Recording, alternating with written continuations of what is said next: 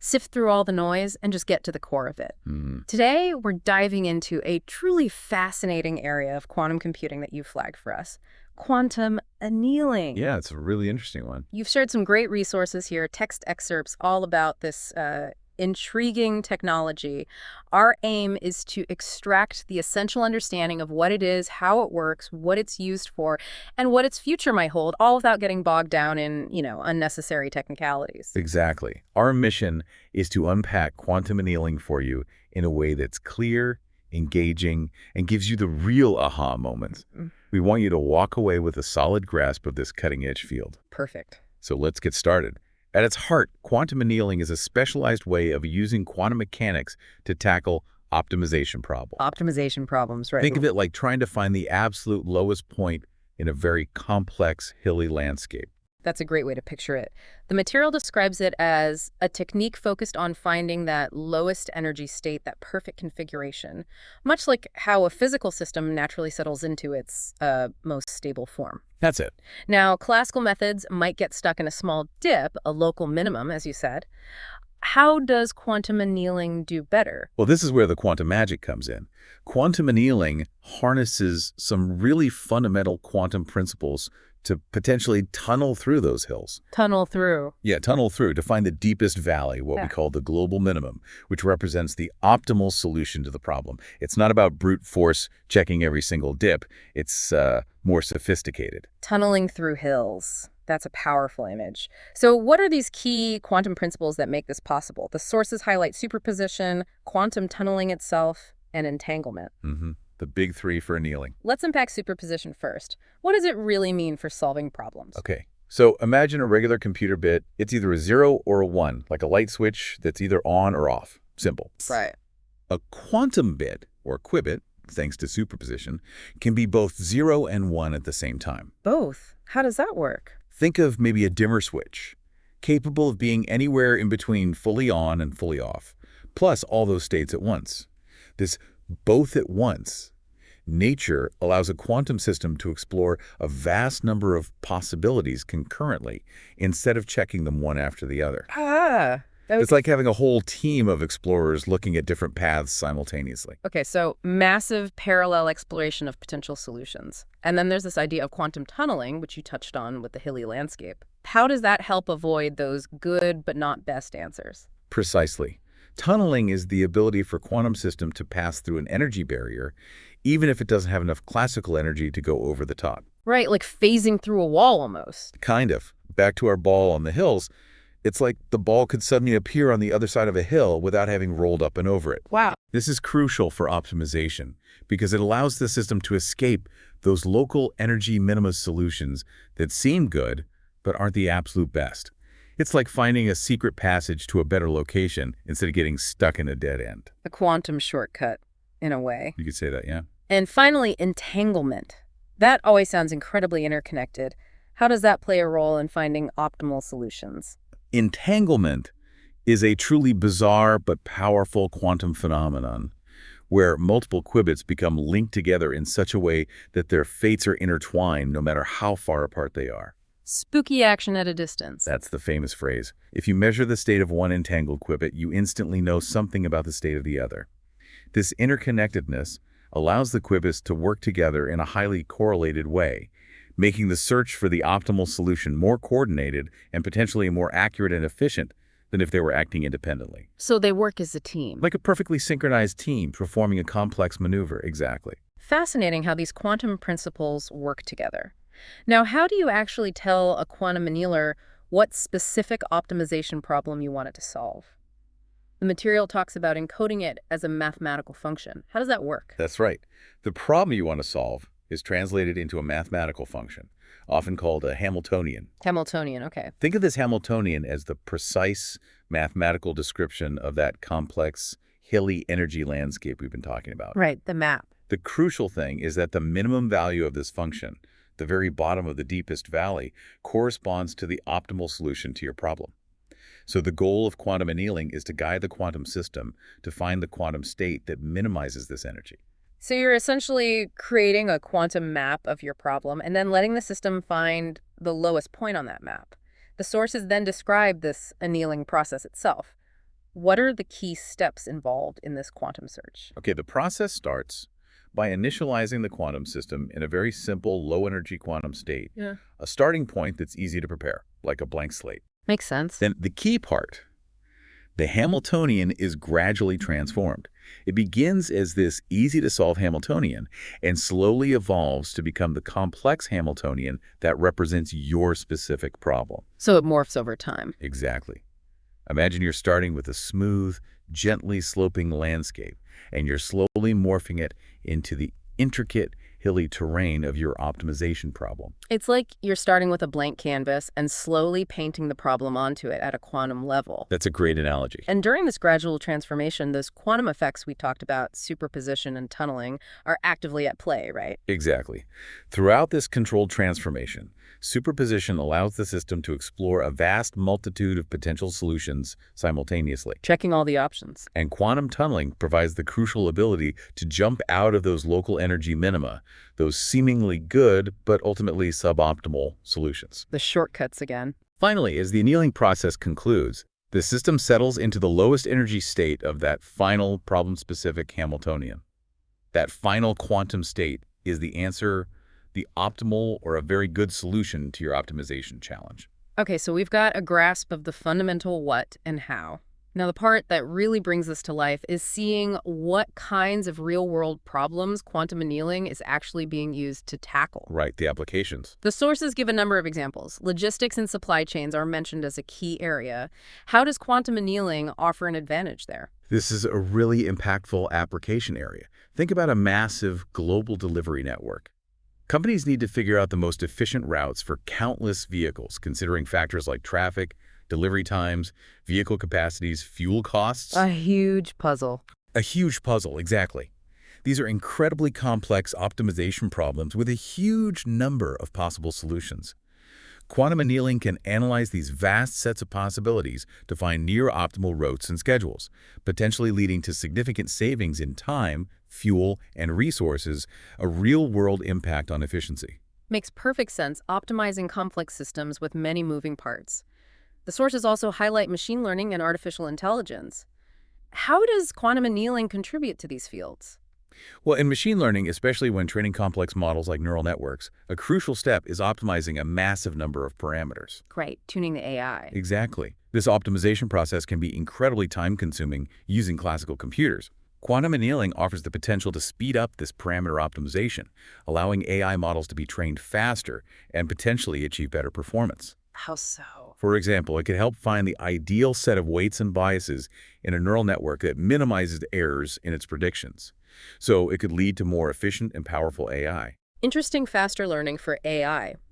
The sources also point to applications in financial modeling. What kind of financial challenges can quantum annealing help solve? Finance is rife with complex optimization problems. Think about risk assessment, figuring out the best way to diversify an investment portfolio to balance potential returns with acceptable levels of risk. The classic portfolio problem. Exactly. Quantum annealing can analyze vast amounts of financial data, historical trends, correlations, risk factors to help optimize portfolios. It might even identify non-intuitive asset correlations that traditional models miss. Ah, finding hidden connections. Potentially, yeah. It can also be used for fraud detection, identifying subtle patterns, and for improving overall risk management strategies. So potentially smarter investment decisions and earlier detection of financial wrongdoing. What about materials science? That sounds like a field ripe for new discoveries. Absolutely. Material science involves understanding how atoms and molecules arrange themselves to create materials with specific properties, strength, conductivity, flexibility, you name it. Designing new stuff. Right. Designing new materials with desired characteristics often involves exploring a vast number of possible atomic configurations. Quantum annealing can be used to simulate the behavior of molecules at a quantum level and predict the properties of novel materials based on their atomic arrangements. So predicting how a material will behave before you even make it. That's the goal. It could potentially accelerate the discovery of groundbreaking new materials for various applications. That could really revolutionize how we design and create new materials. And finally, drug discovery. How is quantum annealing being applied to the development of new medicines? Drug discovery is another area heavily reliant on optimization. Researchers are constantly trying to identify molecules that will bind effectively to specific biological targets in the body to treat diseases. Finding the right key for the lock. Perfect analogy. This often involves analyzing the 3D structure of potential drug candidates and predicting how they will interact with these targets. Quantum annealing can help by optimizing the molecular structures and predicting binding affinities. So speeding up the search. Potentially, yes. Speeding up the process of identifying promising drug candidates and reducing the time and cost associated with traditional drug screening methods. It's like having a quantum-powered shortcut. It's remarkable how far-reaching the potential applications are.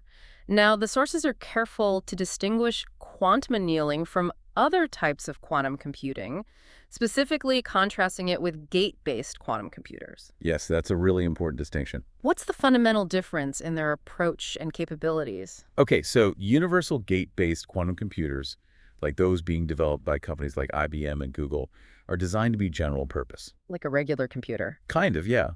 The goal is for them to be able to run any quantum algorithm, much like your classical computer can run any software. Quantum annealers, on the other hand, are specialized.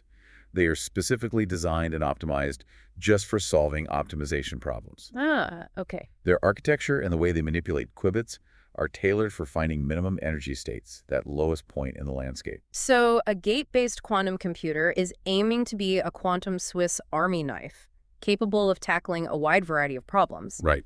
Whereas a quantum annealer is a highly specialized tool built for a very specific but important type of task. That's a very apt analogy. While gate-based computers theoretically have the potential to solve a much wider range of problems, including optimization, quantum annealers have shown promise in outperforming classical computers on certain types of combinatorial optimization problems right now. So they're already useful for some things. For specific kinds of problems, yes.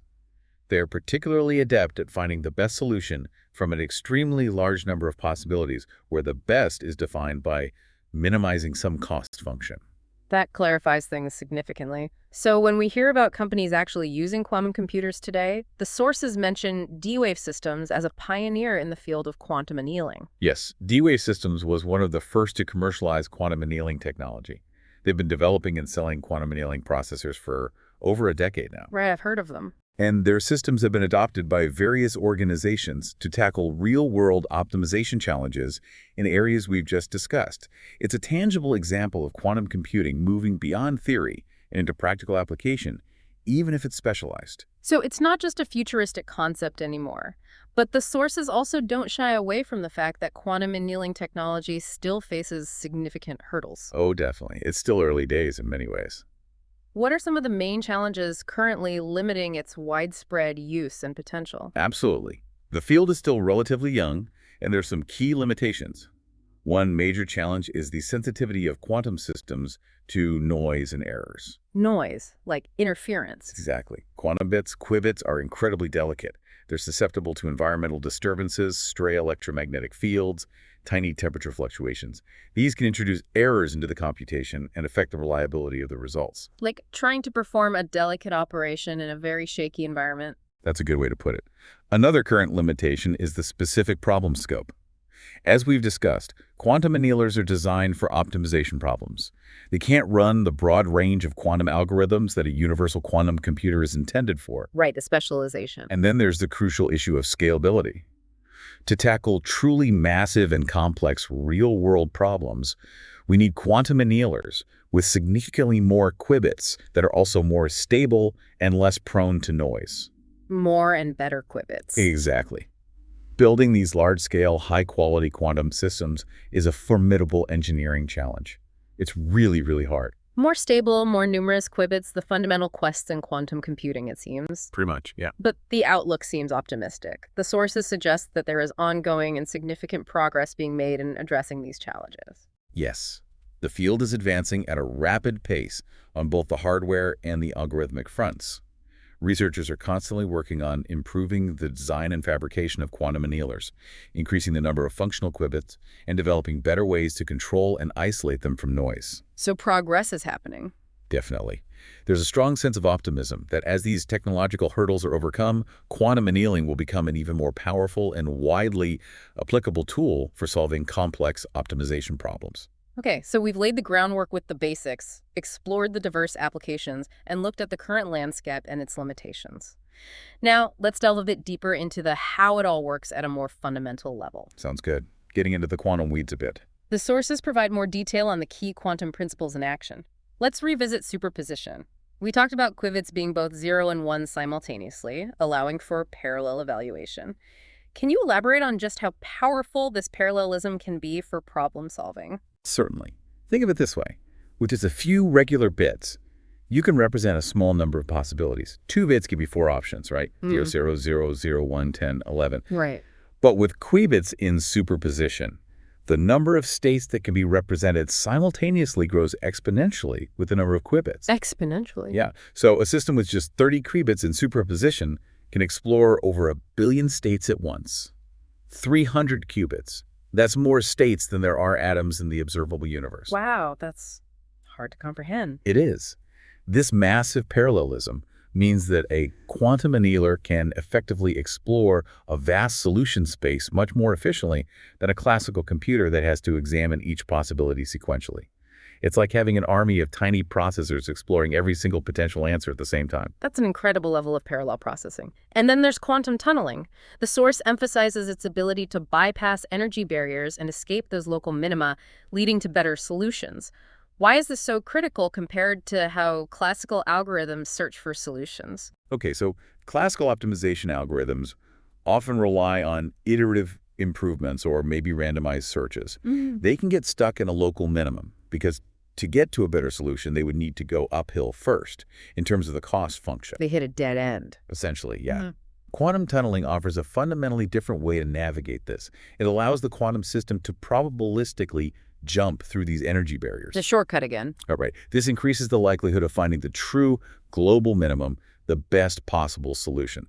It's a more direct and often more efficient way to explore complex solution landscapes with many potential pitfalls for classical methods. So less chance of being fooled by a seemingly good answer that isn't the best overall. Yes. And finally, entanglement. How does this interconnectedness between qubits contribute to improved accuracy in finding solutions, as the source suggests? Entanglement creates strong correlations between the quantum states of the qubits. Yeah. When qubits are entangled, they behave as a single unified quantum system, not just independent bits. Working together. Exactly. This interconnectedness means that they can work together in a coordinated way to explore the solution space. It helps to ensure that the system as a whole is moving towards the lowest energy state, rather than individual qubits potentially getting stuck in their own local energy minima. So keeps everyone on track. It's like a highly synchronized team where each member's actions are coordinated to achieve a common goal more effectively than if they were acting independently. Okay, these quantum principles are becoming clearer in terms of their practical benefits for optimization. The source then moves on to directly compare quantum annealing with some specific classical optimization methods, starting with simulated annealing. Ah, yes, the classical cutting. What's the key conceptual difference between how they approach finding the best solution? The fundamental difference lies in how they attempt to escape suboptimal solutions. Simulated annealing, as the name suggests, is inspired by the physical process of annealing metals, heating them up and then slowly cooling them down. Right, making metals stronger. Kind of. It uses a temperature parameter. At high temperatures, the system can make large random jumps in the solution space, allowing it to escape local minima.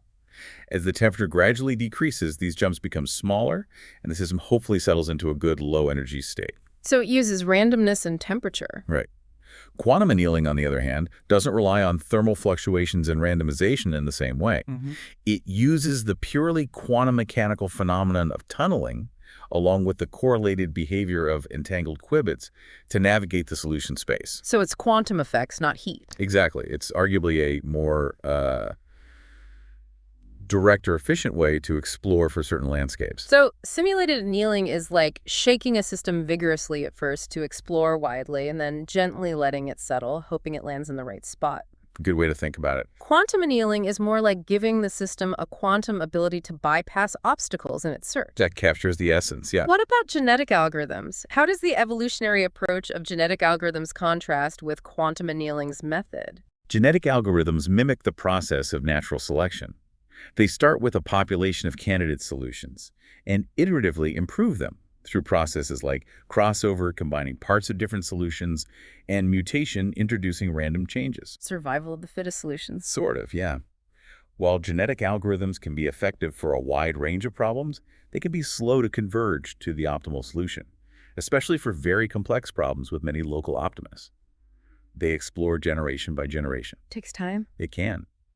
Quantum annealing, by exploring a vast number of potential solutions simultaneously through superposition and leveraging tunneling to potentially bypass suboptimal areas, can often find high-quality solutions much faster for certain types of optimization problems. So it's more parallel. It's a more direct and parallel search compared to the iterative, population-based approach of genetic algorithms. So genetic algorithms evolve towards a solution over generations of candidates, whereas quantum annealing explores many possibilities at once and uses quantum effects to hopefully jump directly to the best one. That's a good summary of the conceptual difference, yes. Now, the sources elaborate further on those practical applications we discussed earlier. Let's revisit AI and machine learning. You mentioned optimizing hyperparameters.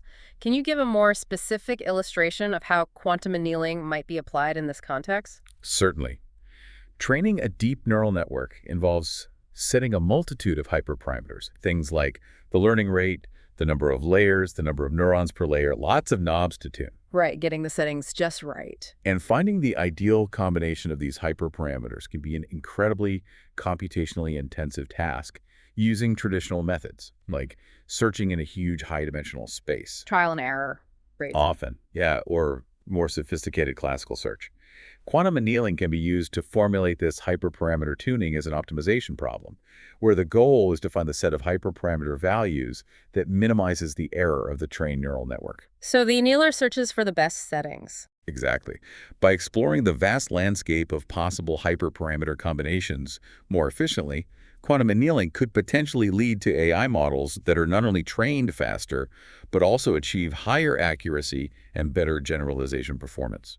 That sounds like it could really accelerate the development and refinement of advanced AI systems. That's the potential, yeah. What about logistics and route optimization? Can you provide a more concrete, real-world example of an industry or scenario where quantum annealing could offer a significant advantage? Okay, think about a major airline managing its flight schedules across numerous airports. They need to optimize flight routes, crew assignments, aircraft maintenance schedules, gate utilization. So many variables. All while considering factors like weather delays and passenger connections. It's an incredibly complex logistical puzzle with countless interdependencies. Yeah, I can imagine. Quantum annealing could potentially analyze this massive data set and find significantly more efficient schedules than classical algorithms, leading to reduced delays, lower fuel consumption, better resource allocation, and ultimately a better experience for passengers. That would be nice. Wouldn't it? Similarly, large-scale delivery services or even optimizing the routing of autonomous vehicle fleets in a smart city could see substantial benefits. Real-time, large-scale optimization with numerous constraints. That's a powerful capability. It really is. Moving on to drug discovery, we talked about analyzing molecular interactions. How might this translate into tangible benefits for pharmaceutical research? But traditionally, discovering new drugs involves screening vast libraries of chemical compounds, millions sometimes, to see if they bind to a specific disease-related protein target. A needle in a haystack. Very much so. Yeah. And it's often slow and expensive. Quantum annealing can be used to simulate how different drug molecules might interact with the target protein at a quantum mechanical level by optimizing the 3D shape and electronic properties of potential drug candidates. You can predict which ones might work. You can identify molecules that are more likely to bind strongly and specifically to the target, potentially leading to more effective drugs with fewer side effects.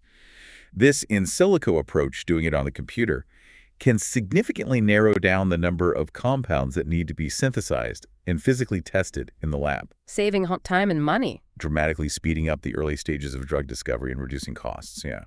Essentially a quantum-powered virtual lab for screening potential new medicines. That's a good way to frame it. And finally, financial portfolio optimization. Beyond just suggesting asset mixes, how could quantum annealing provide a unique edge in financial markets? Well, in financial markets, the relationships between different assets can be incredibly complex and can change rapidly. Things aren't always linear. Definitely not. Quantum annealing's ability to explore a vast number of potential portfolio allocations simultaneously and consider intricate correlations between assets could allow investment firms to construct portfolios that are more resilient to market fluctuations and potentially achieve higher risk-adjusted returns than those generated by classical methods. Finding those non-obvious connections again. Exactly. For instance, it might identify subtle, nonlinear relationships between seemingly uncorrelated assets that traditional models overlook, leading to better diversification strategies and enhanced downside protection during market downturns. So potentially uncovering hidden patterns in financial data to build more robust investment strategies. That's the potential edge, yes. Now, we've highlighted the exciting possibilities, but let's revisit those current limitations. The source provides more specific details on hardware constraints like limited qubit numbers and noise. Right, the reality check. How do these directly impact the size and complexity of the optimization problems that can be effectively tackled today? The relatively small number of qubits currently available on most quantum annealers, we're talking thousands, not millions yet, means they can only represent and explore optimization problems up to a certain size and complexity. There's a limit. There is. For very large, real-world problems with thousands or even millions of variables, the current qubit counts are often insufficient to find a truly optimal solution reliably. And the noise issue. Furthermore, the presence of noise in these quantum systems, those disturbances we talked about, can introduce errors during the computation, making the results less reliable, especially for more complex problems that require longer annealing times. So accuracy can suffer. It can. Researchers are continuously working to increase qubit counts and reduce noise levels, but these remain significant technical challenges that impact the scale and accuracy of the problems that can be effectively addressed today. So while promising for certain classes of problems, they aren't yet capable of tackling the absolute largest and most intricate optimization challenges we face. Not yet, no. The source also reiterates that quantum annealers lack the general-purpose functionality of gate-based quantum computers.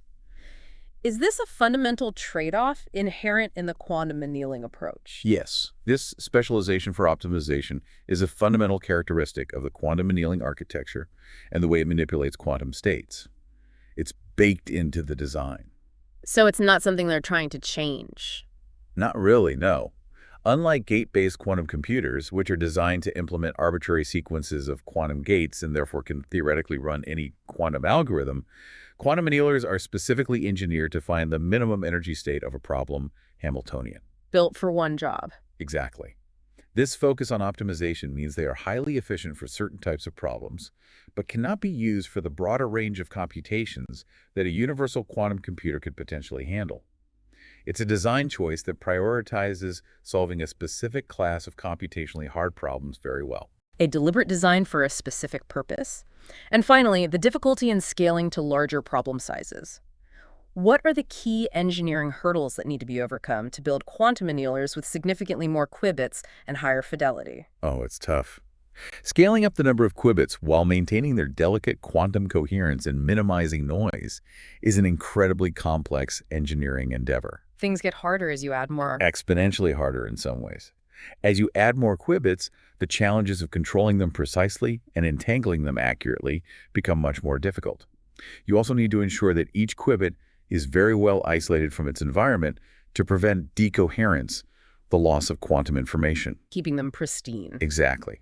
Building larger, more powerful quantum annealers requires significant advancements in areas like superconducting materials, ultra-low temperature cryogenic cooling systems. We're talking near absolute zero, highly precise control electronics, and sophisticated fabrication techniques at the nanoscale. Wow. It's a confluence of cutting-edge physics and engineering, really pushing the boundaries. Sounds like a monumental technological undertaking. But looking towards the future, the source highlights the potential of hybrid classical quantum systems. Yes, this is a very active area. What's the core idea behind combining classical and quantum computational resources in this way for optimization? The core idea behind hybrid approaches is to leverage the complementary strengths of both classical and quantum computing. Basically, use each for what it's best at. Makes sense. For many real-world optimization problems, certain parts of the problem like data pre-processing, setting up the problem, or analyzing the results, might be handled more efficiently by classical algorithms. The grunt work, maybe. Sometimes, yeah. The most computationally intensive core optimization task, the part where quantum annealing could offer an advantage, is then offloaded to the quantum annealer. So you farm out the hard bit. Exactly. By intelligently dividing the workload, hybrid systems aim to achieve better performance and tackle larger, more complex problems than either classical or current quantum systems could handle alone. It's about finding the right division of labor. So, using classical methods to set the stage and analyze the outcome, while the quantum annealer handles the computationally intensive core. That's a common pattern, yes. Error correction techniques are also mentioned as a crucial area for future development. How could more robust error correction impact the reliability and potential of quantum annealing? Oh, error correction is absolutely essential for making quantum computations truly reliable in the long run. For any quantum computer, really. Dealing with that noise issue. Exactly. In quantum annealing, researchers are exploring ways to encode quantum information in a redundant manner, using multiple physical qubits to represent a single, more robust logical qubit. Like having backup copies. Sort of, yeah. Hmm. This redundancy allows for the detection and correction of errors caused by noise without losing the actual quantum information being processed. Implementing effective error correction in quantum annealing would significantly improve the accuracy of the computations. Making the answers more trustworthy. Right. It would allow for longer and more complex annealing processes and ultimately lead to more reliable solutions for real-world applications. It's about building resilience into the quantum computation. Essentially creating a more fault-tolerant quantum system. That's the goal. And finally, the prospect of significantly increased qubit capacity. How would having access to quantum annealers with thousands or even millions of high-quality qubits revolutionize their ability to solve complex problems? A substantial increase in the number of high-fidelity, well-connected qubits would be a game-changer. It would directly translate to the ability to represent and explore optimization problems of much larger scale and complexity. Tackling bigger challenges. Much bigger. Problems with significantly more variables and more intricate constraints could be directly encoded into the Hamiltonian of the quantum annealer. This leap in capacity would open up entirely new possibilities for applying quantum annealing to tackle grand challenge problems in areas like materials design, drug discovery, financial modeling, logistics, things that are currently far beyond the reach of even the most powerful classical supercomputers. Really unlocking new science and engineering. It would unlock a new era of optimization capabilities, potentially. More qubits, unlocking solutions to previously intractable problems. The potential is truly transformative. Now, let's venture into some of the more advanced theoretical underpinnings that the source touches upon. Okay, buckle up slightly. We'll start with a time-dependent Schrödinger equation. While it might sound intimidating, what's the core message of this equation in the context of how a quantum annealer finds its solution? At its heart, the time-dependent Schrödinger equation is the fundamental law that governs how the quantum state of any quantum system evolves over time. The basic rulebook. Pretty much. In quantum annealing, the Hamiltonian, remember, that's the energy landscape representing the problem, changes over time during the annealing process. Right, it morphs. The Schrödinger equation essentially describes how the quantum state of the system, starting from a simple initial state, changes in response to this evolving Hamiltonian. It dictates how the quantum system explores the energy landscape as it changes. So it's the mathematical description of the quantum journey towards the optimal solution. Exactly. And the adiabatic theorem is mentioned as being crucial for this process. In simple terms, what does this theorem tell us about how the annealing should be performed to ensure we find the ground state? The adiabatic theorem essentially states that if the Hamiltonian of a quantum system is changed very slowly and gradually, the system will remain in its instantaneous ground state, its lowest energy state at that moment. Stay on the bottom floor, so to speak. Right. In the context of quantum annealing, this means that if we transform the Hamiltonian from the initial easy state to the final problem state slowly enough, the quantum system will ideally stay in its lowest energy state throughout the entire process. And end up at the right answer. If all goes well, it will end up in the ground state of the final Hamiltonian. And that ground state represents the optimal solution to our optimization problem. The key is the slowly enough part. If you go too fast, things can go wrong. So a gentle, gradual transformation is key to staying on the right path towards the lowest energy state. That's the core principle, yes. The source then describes the quantum annealing Hamiltonian and its evolution. Can you give us a simplified picture of how this mathematical representation of the problem changes over the course of the annealing process? Okay, imagine we start with an initial Hamiltonian that has a very obvious and easy-to-find lowest energy state. Maybe all qubits pointing in one direction. Very simple. The easy start. Over the course of the annealing, we gradually mix in the Hamiltonian that represents our complex optimization problem. Mathematically, the total Hamiltonian at any point in time is a weighted combination of these two Hamiltonians. Like fading between two images. Exactly like that. The weight of the initial easy Hamiltonian starts high and slowly decreases to 0, while the weight of the final problem-specific Hamiltonian starts at 0 and gradually increases to 1. This slow transition guides the quantum system from its known initial ground state towards the ground state of the problem Hamiltonian. Hoping it follows smoothly. That's the idea. And for many of these optimization problems, the source mentions the Ising model as a common way to represent the final Hamiltonian. What is the essence of this model in the context of quantum annealing? The Ising model is a fundamental concept in statistical mechanics that describes a system of interacting spins, which in our case can be thought of as representing the qubits. Each qubit can be in an up or down state, corresponding to 0 or 1. Like tiny magnets. Kind of, yeah. The Ising Hamiltonian defines the total energy of the system based on two things. First, the influence of an external magnetic field on each individual spin, pushing it towards up or down. Okay. And second, the interactions between pairs of spins. These interactions can be either positive, favoring the spins to align the same way, or negative, favoring them to anti-align point opposite ways. So how they influence each other. Right. The goal of quantum annealing, when the problem is mapped to an Ising model, is to find the configuration of all these up-down spins that results in the lowest total energy according to this Hamiltonian. And that lowest energy configuration corresponds to the solution of the optimization problem you started with. So you're essentially translating the constraints and objectives of your optimization problem into a network of interacting quantum spins and letting the system find its lowest energy configuration. That's precisely it. It's a very common way to frame these problems for annealers. Now, let's dig a bit deeper into that crucial quantum advantage, quantum tunneling. The source mentions the transverse field term in the initial Hamiltonian. How does this specific component enable the system to tunnel through energy barriers? Okay, the initial Hamiltonian in quantum annealing typically includes a term called the transverse field. This involves a specific quantum operator known as the Poly-X operator. Okay, then technical. Just a bit. What this term does is it introduces quantum fluctuations into the system. It allows each qubit to exist in a superposition of both its up and down states simultaneously. It drives the superposition at the start. So it makes things fuzzy. In a way, yes. Mathematically, this transverse field creates off-diagonal elements in the Hamiltonian matrix. And these off-diagonal elements are what enable quantum tunneling. They allow the system to transition between different energy states, including those separated by energy barriers, without having to classically go over the peak of the barrier. So that's in the mechanism. It's like having a probabilistic quantum shortcut through the energy landscape, driven by these quantum fluctuations induced by the transverse field. It's strongest at the beginning and fades out. So that initial transverse field is like giving the quantum system an inherent fuzziness that allows it to explore possibilities it couldn't classically reach. That's a very good way to think about it. The discussion then shifts to performance and scaling, noting the suitability of quantum annealing for QUBO problems and NP-hard problems. Right, the kinds of problems it's good for.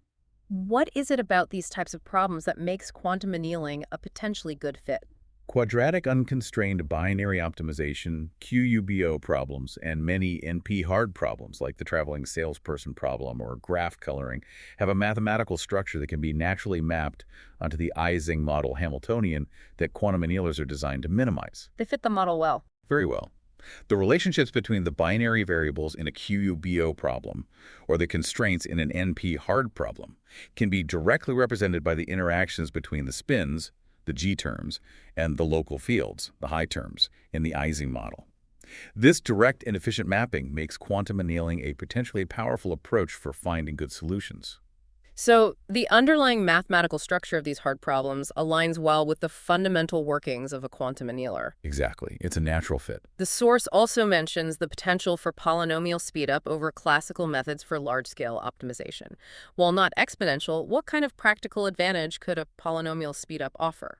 Okay, so polynomial speedup means that the time it takes for a quantum annealer to solve a problem scales as some polynomial function of the problem size, maybe size squared or cubed. For many classical algorithms tackling these hard optimization problems, the runtime scales exponentially. Which gets really slow really fast. Extremely fast. In practical terms, As the size and complexity of the problem increase significantly, a quantum annealer with a polynomial speedup could potentially find a solution in a time that is still manageable, hours or days, maybe. Whereas a classical algorithm might take an impractically long time, centuries, or even longer than the age of the universe, for big enough problems. Wow. So while it's not the dramatic exponential speedup hoped for in some areas of quantum computing like factoring, a polynomial speedup can still be a game changer for tackling real-world optimization problems that are simply too large and complex for classical computers to solve effectively within a reasonable time frame. So as problems grow to truly massive scales, the time savings offered by quantum annealing could become very significant. Potentially very significant, yes. The source also clarifies that exponential speedup isn't guaranteed and that efficiency depends on factors like annealing time and the structure of the problem. Okay. What kinds of problem energy landscapes are most amenable to the tunneling strengths of quantum annealing? Quantum annealing tends to be particularly effective for problems with what are known as rugged energy landscapes. Rugged. Yeah, think really bumpy, lots of hills and valleys close together. These are landscapes with many local minimicons. Lots of those seemingly good but not optimal solutions that can trap classical optimization algorithms. Easy to get stuck. Very easy. The quantum tunneling capability of quantum annealing allows the system to probabilistically tunnel through the energy barriers that separate these local minima, increasing the chances of finding the true global minimum, the best possible solution. So the bumpier the landscape, the better tunneling helps. Generally, yes. Yeah. If the energy landscape is relatively smooth, with a clear path down to the optimal solution, the advantage offered by quantum tunneling might be less pronounced. Classical methods might do just fine there. So it's in those really complex, deceptive problem spaces where quantum annealing's unique quantum ability can really shine. That's where it's expected to have the biggest impact, yes. The conversation then turns to hybrid approaches, where classical and quantum methods are combined. Beyond just initial setup and final analysis, what are some more integrated ways that classical and quantum annealing could work together?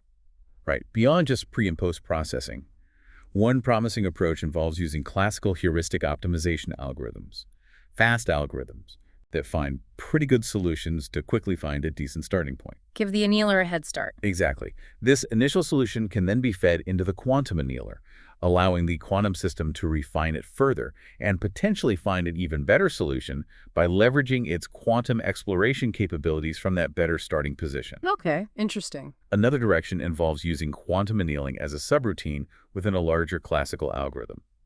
For example, in certain complex computational tasks, a specific subproblem might be a computationally hard optimization piece that a quantum annealer could solve more efficiently than a classical method. So the classical code calls the quantum computer for help on one part. Essentially, yes. It speeds up that bottleneck part of the overall computation. We also see research into variational quantum algorithms, often associated with gate-based computers, being adapted for hybrid classical quantum annealing approaches for certain tasks. A collaborative effort, leveraging the speed and efficiency of classical methods for some parts and the unique optimization power of quantum annealing for others. That's the goal.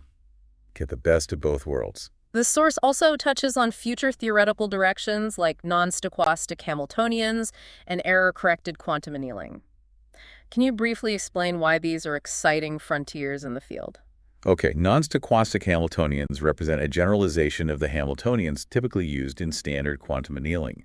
They introduce more complex types of quantum interactions. More complex means more powerful. Potentially, yes. It's thought they could unlock greater computational power and allow quantum annealers to tackle a wider range of optimization problems more efficiently. It's an active research area. And error-corrected annealing. Error-corrected quantum annealing aims to address that fundamental challenge of noise we keep mentioning. By implementing effective error correction techniques, we could create much more reliable quantum annealers capable of performing longer and more complex computations, leading to more accurate solutions. So tackling bigger problems more reliably. Exactly.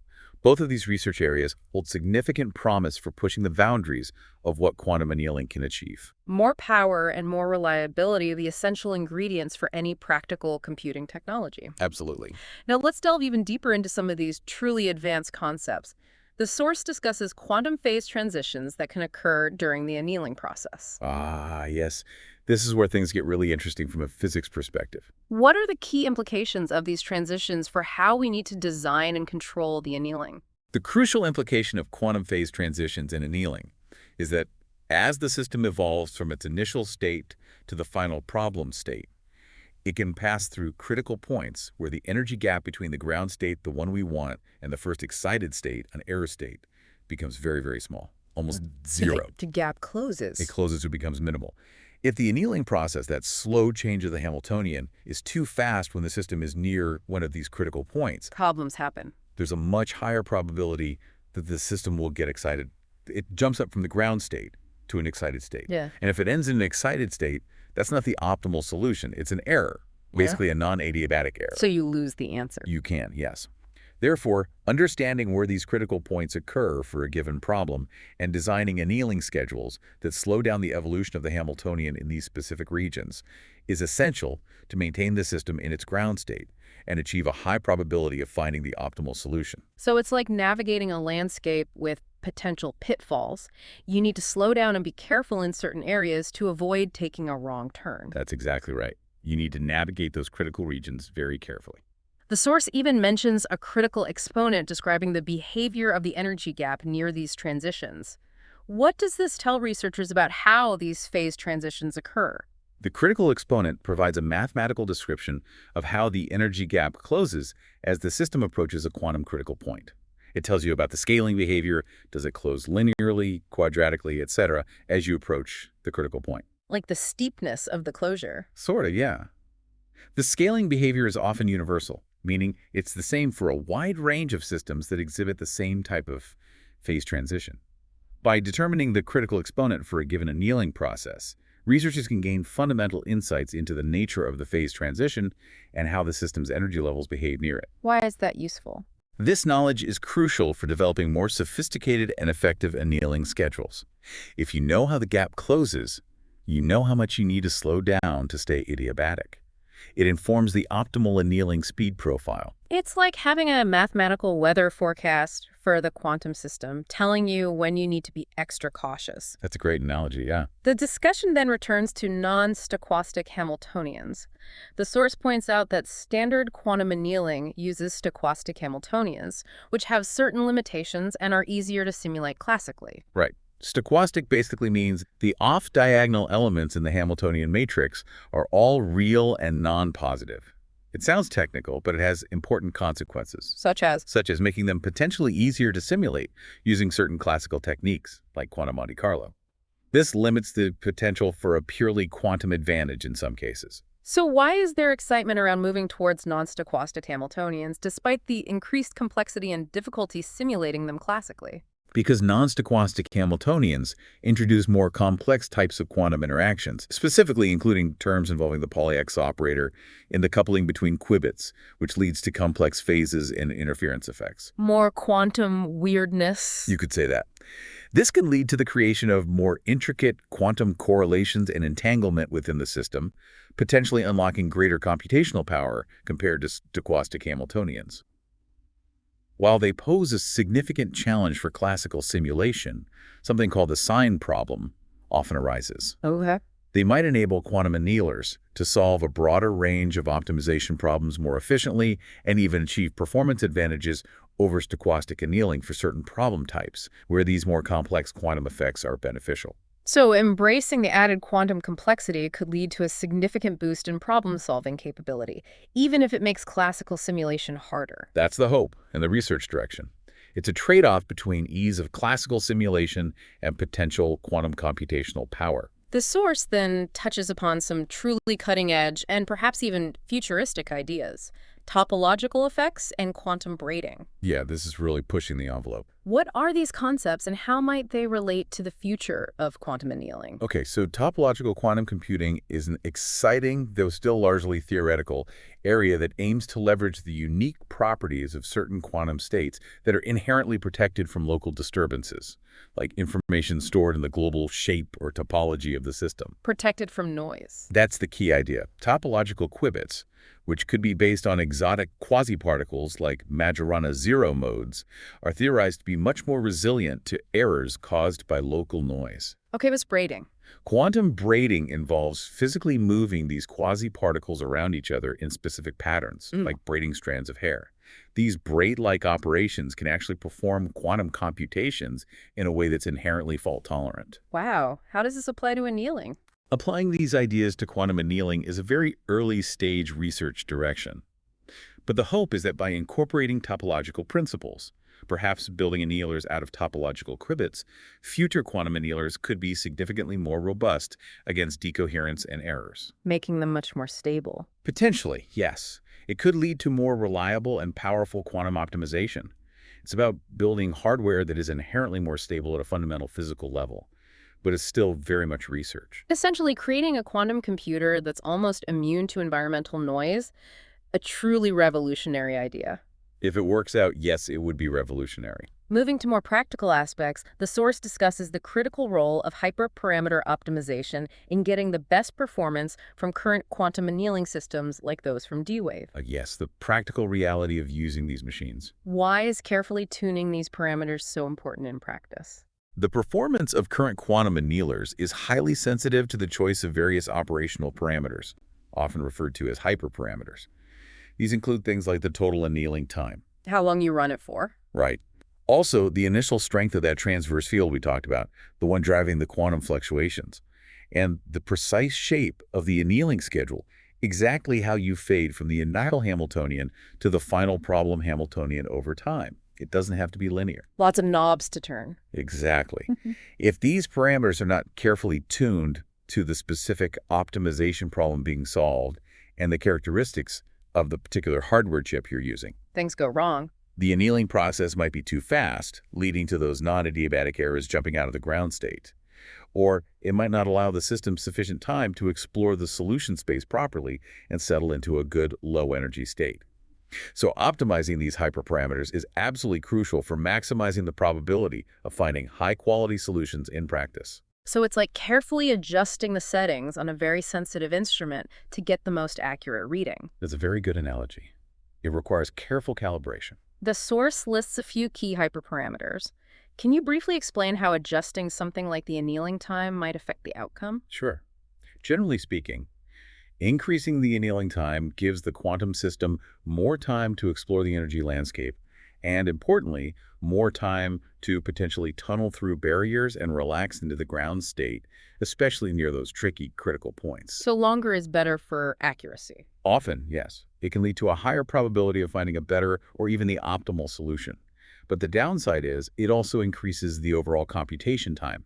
You might only have limited access time on the machine. Right. Conversely, a shorter annealing time might lead to faster results, higher throughput, but could also increase the risk of non-adiabatic errors and a lower probability of finding the true minimum. So the optimal annealing time is often a trade-off. Speed versus accuracy. Exactly. It needs to be carefully determined based on the specific problem, the hardware, and what you need from the solution. Research is also looking into adaptive annealing schedules that change speed based on where the system is in the landscape. A balance between speed and accuracy that needs careful calibration. Finally, the source addresses the ongoing challenge of noise in real-world quantum annealing systems and mentions various quantum error mitigation techniques. Yes, trying to live with the noise we can't fully eliminate yet. What are some of the approaches being explored to improve the reliability of results despite the presence of noise? Researchers are exploring several strategies.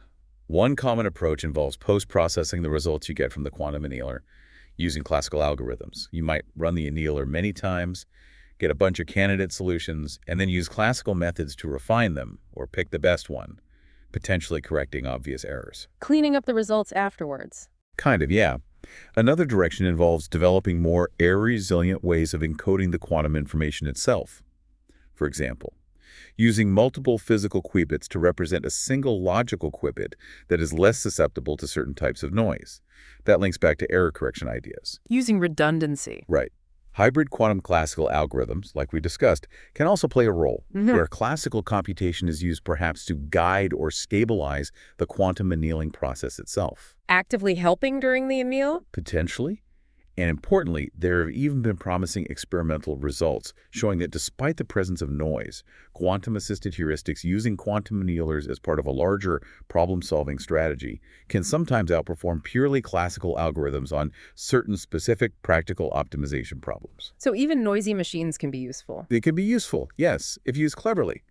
It's a multifaceted effort to extract reliable results from today's noisy quantum hardware while we wait for truly fault-tolerant machines. A concerted effort to minimize the impact of noise and make these quantum computations more dependable. Well, this has truly been a deep dive into the fascinating world of quantum annealing. It certainly has. We've covered a lot of ground. We've journeyed from the fundamental quantum principles like superposition and tunneling, Hmm. all the way to the cutting edge of theoretical research with things like non-stochastic Hamiltonians and topological ideas, plus the practical applications and challenges. Yeah, it's clear that this is a dynamic and rapidly evolving field. Absolutely. We've explored how quantum annealing, leveraging the unique properties of superposition, tunneling, and entanglement, offers a powerful and distinct approach to tackling computationally demanding optimization problems across a wide range of industries. From logistics to drug discovery to finance. Yeah. The potential is huge. And while there are certainly current limitations, noise, qubit counts, scalability, Definitely hurdles still to overcome. the ongoing progress in both hardware and theoretical understanding, including areas like hybrid methods and error mitigation, suggests a very promising future for this specialized form of quantum computing. I think so too.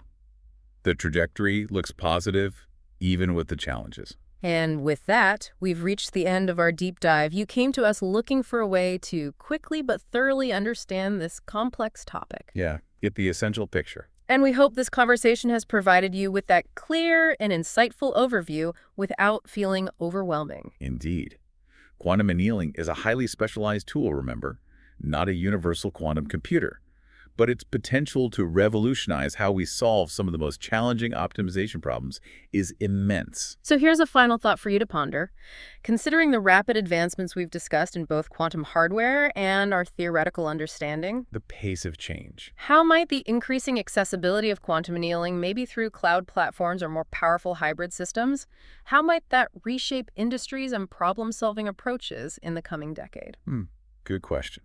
And as this technology becomes more integrated into various sectors, what broader implications, both practical and perhaps even ethical, might we need to consider as a society? Who benefits? What problems get prioritized? Yeah, important questions to think about as the technology matures. It's a lot to think about. Thanks for joining us on the Deep Dive.